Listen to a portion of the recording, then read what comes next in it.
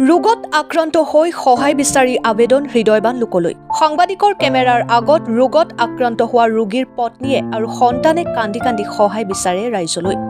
ৰোগত আক্ৰান্ত হৈ সহায় বিচাৰি আবেদন হৃদয়বান লোকলৈ। চৌধুৰী বজাৰ অঞ্চলৰ এগৰাকী ব্যক্তি জটিল ৰোগত আক্ৰান্ত হৈ ২-৩ মাহৰ পৰা বিচনাত ছটফটাই আছে। তেওঁৰ নাম অজয় দাস। পৰিয়ালৰ একমাত্ৰ উপাৰ্জনকাৰী আছিল অজয় দাস। অজয় দাস বেমাৰত আক্ৰান্ত হোৱাৰ পিছত পৰিয়ালৰ লোকে বহুতো কষ্টত জীৱন কটাবলগীয়া হৈছে। অসহায় পৰিয়ালটোৱে অজয় দাসৰ অপাৰেশ্যন কৰাবলৈ হাতত নাই পৰ্যাপ্ত ধন। জটিল ৰোগত আক্ৰান্ত হোৱা অজয় দাসৰ পৰিয়ালটো এতিয়া অসহায় হৈ মৌলানা মস্তক আনফৰ চাহাব হুজাই জিলা কংগ্ৰেছৰ সভাপতি চাহাবুদ্দিন মজুমদাৰ চাহাব, প্ৰগতিশীল যুৱ মঞ্চৰ সভাপতি সোহেল আহমেদ চাহাব, মামুন ৰাছিদ ভাইৰ পৰা বিচাৰিছে সহায়ৰ হাত। লগতে অসমৰ মুখ্যমন্ত্ৰী হিমন্ত বিশ্ব শৰ্মা আৰু AIUDFৰ প্ৰধান বদৰুদ্দিন আজমল চাহাবক অনুৰোধ জনাই অজয় দাসৰ 12 বছৰীয়া পুত্ৰই পিতৃৰ চিকিৎসা কৰাৰ বাবে ৰাইজৰ সুবিধাৰ্থে তেওঁৰ একাউণ্ট নম্বৰ যোগে সহায় কৰিব পাৰিব। ষ্টেট বেংক একাউণ্ট নম্বৰ 345439100022 আৰু IFSC code SBIN 0008751। PhonePe number 8876665665। হৃদয়বান লোকে সহায়ৰ হাত আগবঢ়াব পাৰে। পৰিয়ালৰ যোগাযোগৰ নম্বৰ 8876665665। ব্যুরো রিপোর্ট অরুণোদয় আসাম। নমস্কার। আমার অজয় দাস আমার ভাই খুব অসুস্থ। আজকে 1 মাস ধরে ভাইটা সুস্থ করতাম পারি না, টাকা পয়সার লাগে। আপনারা সোহেল ভাই, বদরুদ্দিন সাহেব, আমার হিমন্ত বিশ্ব স্যার, শর্মা স্যার, আমি সবার কাছে অনুরোধ করি আর যে আমার ভাইটা সোহেল ভাইয়ের কাছে অনুরোধ করি আর মাস্তাক ভাইয়ের কাছে অনুরোধ করি আর সাবুদ্দিন ভাইয়ের কাছে অনুরোধ করি আর বদরুদ্দিন সাহেব আপনার কাছে অনুরোধ করি আর আমার ভাইটারে অল্প অল্প করে আপনারা সাহায্য করেন। আমার ভাইটা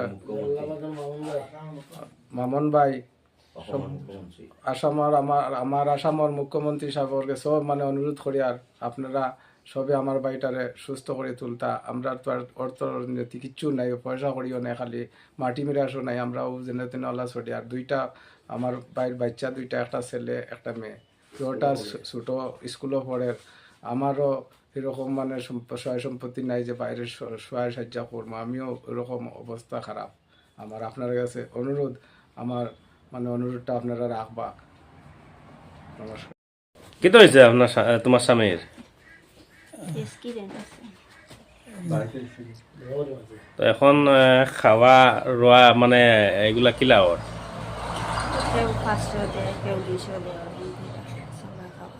মানে খুব কষ্ট। এখন বেমারও কত টাকা অনুমানিক খরচ হইব? বেমারও আনুমানিক তারা তো হওয়ার 5-6 লাখ খরচ হইব। 5-6 লাখ খরচ হইব। আমরা তো যা আসিল টাকা এটা দিয়ে তো আমরা ডাক্তার দেখাই দিয়েছি, 50-60 হাজার টাকা আসিল।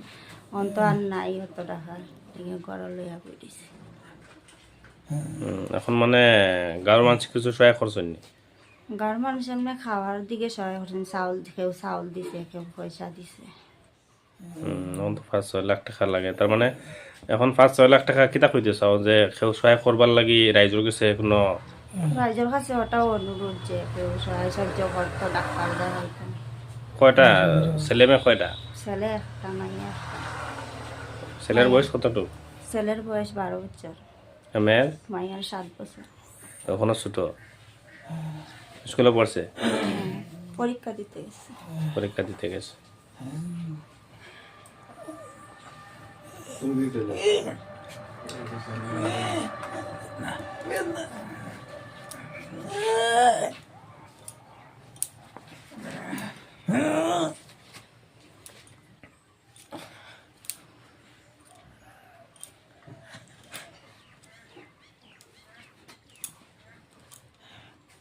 হয়, আজি এই অজয় দাসৰ বিষয়ে লৈ কি ক'ব আপুনি? বৰ দুখৰ বিষয় আৰু বৰ পৰিতাপৰ বিষয়। আমাৰ এই অক্সেক হাতীবান্ধা গাঁৱৰ চাৰিংপথাৰ গাঁৱৰ আমাৰ অজয় দাস, দেউতাৰ নাম হ'ল মনীন্দ্ৰ দাস। সি মানে বজাৰত গৈছিল আৰু বজাৰৰ পৰা আহোঁতে বাইকত এক্সিডেণ্ট হ'ল আৰু এক্সিডেণ্টটো এনেকুৱা বিৰাট জখম হ'ল তেখেতৰ। তো গতিকে আমি সকলো ৰাইজ আৰু সকলোকে মই অনুৰোধ জনাওঁ যে আমাৰ এই অজয় দাসৰ পৰিবাৰটো একদম দুখীয়া, তেখেতৰ টকাৰ কাৰণে চিকিৎসা কৰিব নোৱাৰা হৈছে। গতিকে আমি সকলোৱে আমাৰ গাঁওবাসী সকলোৱে আমি কিবা এটা চান্দাৰ এটা সহায় সহযোগিতা আগবঢ়াইছোঁ আমাৰ গাঁৱৰ ফালৰ পৰাও। আৰু আমি সকলোক অনুৰোধ জনাওঁ যে তেখেতৰ এই পৰিয়ালৰ তেখেতৰ ল'ৰা ছোৱালীও সৰু, গতিকে তেখেত যাতে সুস্থ হ'ব পাৰে আৰু ডক্টৰৰ পৰামৰ্শ মতে অলপ টকাৰ দৰকাৰ, টকাৰ নহ'লেতো আৰু চিকিৎসাও নহয়। গতিকে যদি আমি সকলোৱে যদি অলপ টকা দি সহায় কৰিব পাৰোঁ তেখেত 100% কিয়ৰ হ'ব, তেখেত সুস্থ হ'ব। গতিকে আমি বিনম্ৰ অনুৰোধ জনাওঁ সকলোৱে যাতে তেখেতক কিবা না কিবা অলপ দি হ'লেও আমাৰ একাউণ্ট দিয়া হ'ব, নাম্বাৰ দিয়া হ'ব, সেই নাম্বাৰত আৰু সেই একাউণ্টত যাতে যিয়ে যিমান পাৰে সহায় কৰিলে তেখেত সুস্থ হৈ উঠিব আৰু তেখেতৰ যি পৰিয়াল ল'ৰা ছোৱালী সেইসকলো ভালকৈ চলিব পাৰিব। গতিকে এই মোৰ অনুৰোধ।